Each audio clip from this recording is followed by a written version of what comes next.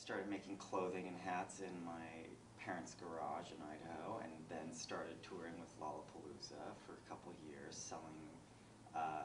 just selling the stuff and making costumes for people, and then decided I wanted to get a little more serious and decided to go to fashion school here in California.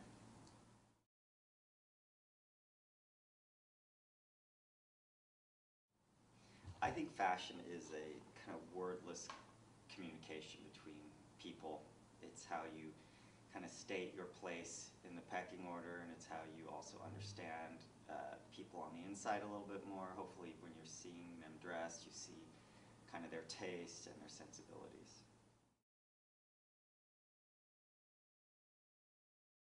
At my previous school, Karthyn trained me, and so I felt like my education was kind of, I would say, kind of kicked off by Karthyn. Is where I started realizing what I could do and all the abilities that I had that hadn't been kind of tapped into yet. She kind of helped me out with that, so I was very happy to study under her.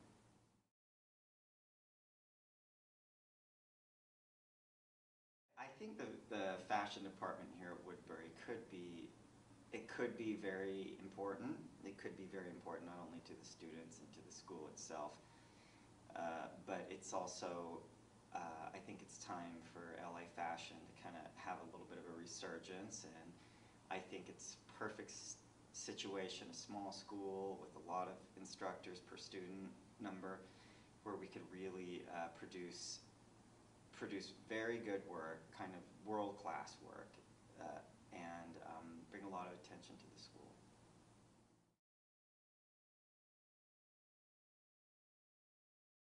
My favorite part of fashion is the show. I like a big show. I like a lot going on.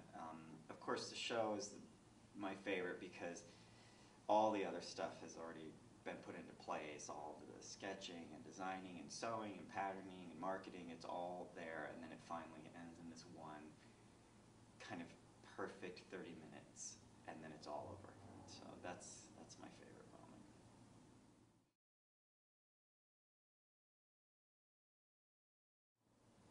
I would define my personal style as I'm really influenced by a lot of vintage, of course. I think most people are. But something really distressed and kind of wrong about it, and I don't know, maybe Space Druid. Something a little bit futuristic and also just very, I don't know, maybe 15th century.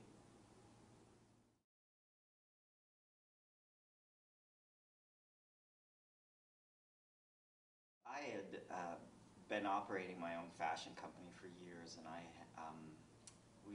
we had outlawed fashion magazines. No fashion magazines. I don't want to know what's happening, and I have a little bit of a different opinion about that now. But I had a huge library, a couple thousand, maybe three or 4,000 books, and it's all about art and design and architecture and color theory and ceramics and jewelry.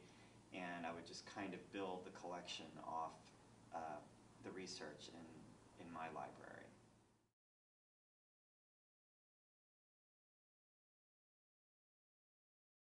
Fashion is pretty much trend. Trend is fashion, and a lot of people don't want to own up to that. I think it's foolish to resist it, but I think it's more leaning away from these big design firms, these kind of powerful marketing conglomerates, and it's now more younger people kind of banding together, making their own thing on their own, kind of striking out with their own ideas.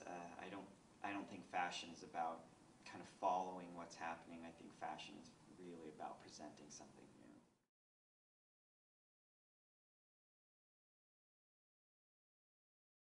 Whenever people come to me and they say, how am I going to do fashion? I want to do it, and I just say the first thing you have to learn how to do is sew.